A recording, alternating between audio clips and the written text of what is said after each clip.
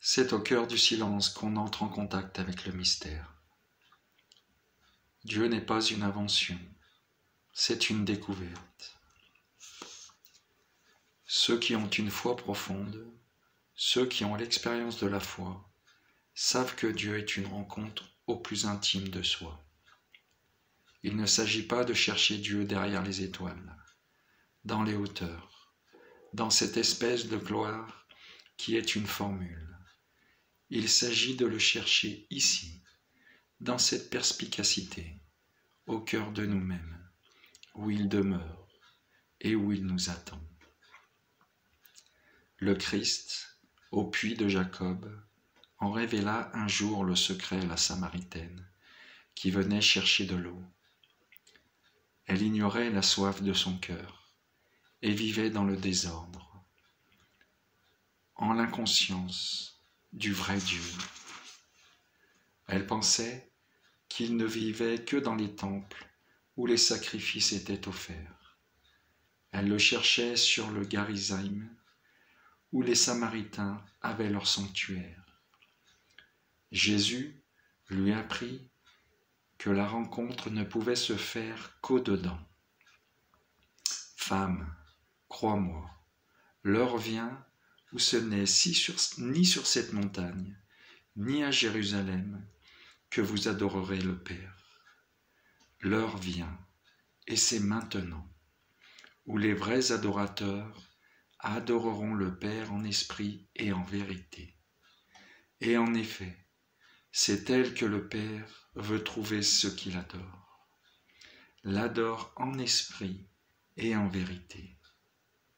C'est lui dire miséricordieusement, dans les mots de la plus sublime révélation: tu l'aimerais si tu le connaissais, car il est tout ce que tu cherches, la beauté et la bonté, la vérité et l'amour, et il t'attend depuis toujours dans ton cœur.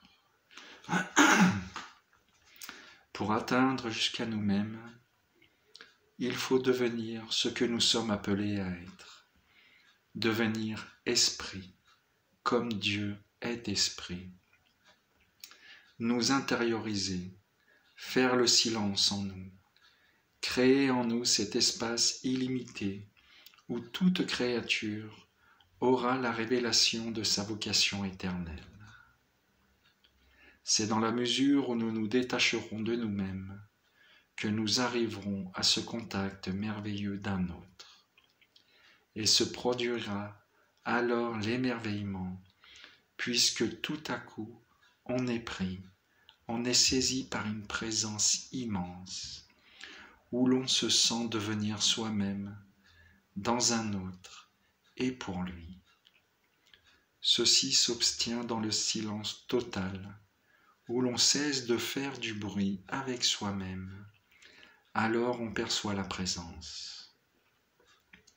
Et le moi, source, peut apparaître comme un espace qui est le seul moi authentique. Tant que nous n'aurons pas fait ce travail essentiel pour notre vie, nous ne pouvons nous la plaindre de l'univers et de l'humanité. Il nous faut retrouver le silence, et dans le silence, retrouver la présence, la vérité, pour devenir un jour quelqu'un. C'est dans le silence qu'on est à soi-même. Si nous voulons atteindre à notre dignité, il faut entrer dans le recueillement le plus intime de notre âme. Il faut écouter, cesser de faire du bruit avec nous-mêmes. C'est à ce moment-là, quand nous touchons le fond de notre être, que nous sommes dans cette religion silencieuse où notre vie s'enracine en Dieu. Lorsque l'Évangile fait taire tous les bruits, nous pouvons écouter, percevoir cette musique silencieuse qu'il est au plus profond de nous. Il faut protéger cette musique, la musique vivante, la musique que seul le silence peut écouter, dans l'harmonie de nos rythmes physiologiques. Il faut la recueillir comme un trésor infini. Il faut vibrer à l'union avec elle. Il faut en être l'expression vivante. Il faut tout entier devenir musique. C'est l'expérience la plus constante, la plus profonde, la plus certaine que Dieu, qu'on a caché au fond de nous-mêmes, le Dieu silencieux, le Dieu dont saint Jean de la Croix dit précisément qu'il est une musique silencieuse. C'est l'expérience la plus constante que ce Dieu-là, qui fonde notre intériorité, est le seul chemin vers nous-mêmes, le seul chemin vers les autres.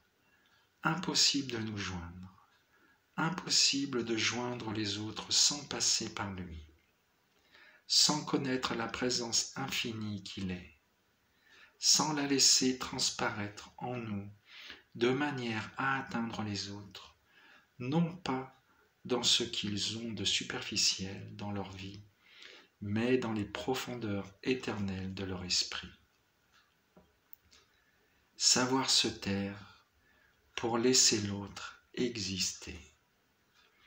C'est le silence qui est l'objet de toute grandeur. C'est dans ce silence que l'on découvre la présence infinie. C'est dans ce silence que l'on est à soi-même. C'est dans ce silence que l'on atteint jusqu'à la racine de soi et jusqu'à la racine des autres. Nous ne nous livrerons pas à un prosélytisme indiscret. Nous ne chercherons pas à entrer par effraction dans la solitude des autres, mais nous essaierons de créer autour d'eux un espace qui leur permettra de découvrir l'espace qu'ils ont à devenir, si tant est qu'ils ne sont pas encore devenus. Combien de discussions, entre peuples, aussi bien qu'entre individus, s'égarent dans les clameurs de l'amour-propre et dans les subtilités de la mauvaise foi, parce que les mots s'abattent du dehors, comme des coups de bélier, au lieu de naître du silence, comme les témoins de la vérité. L'esprit, au fond, ne demande qu'à se donner à elle, car elle est son bien. Mais il ne peut la reconnaître comme telle si elle lui est assommée comme une menace. Toute parole est vaine qui n'est pas redite au-dedans, avec le consentement de l'amour. Dans les choses essentielles, les mots qui n'apportent pas la lumière risquent d'apporter les ténèbres. C'est dans ce sens que nous aurons à répondre de toute parole inutile. Le Sauveur qui nous en avertit n'a cessé d'observer cette réserve divine qui laisse mûrir la vérité dans la lente germination des âmes. L'Évangile suppose, pour être entendu, ce contexte de silence qui le rend intérieur à l'esprit. L'éducation va de l'âme à l'âme par le truchement du silence. Un silence bien sûr qui ne doit pas être un mutisme, mais qui peut durer et circuler à travers toutes les paroles quand demeure cette attention d'amour à la présence qui est la vie de notre vie. Parole de Maurice Zendel.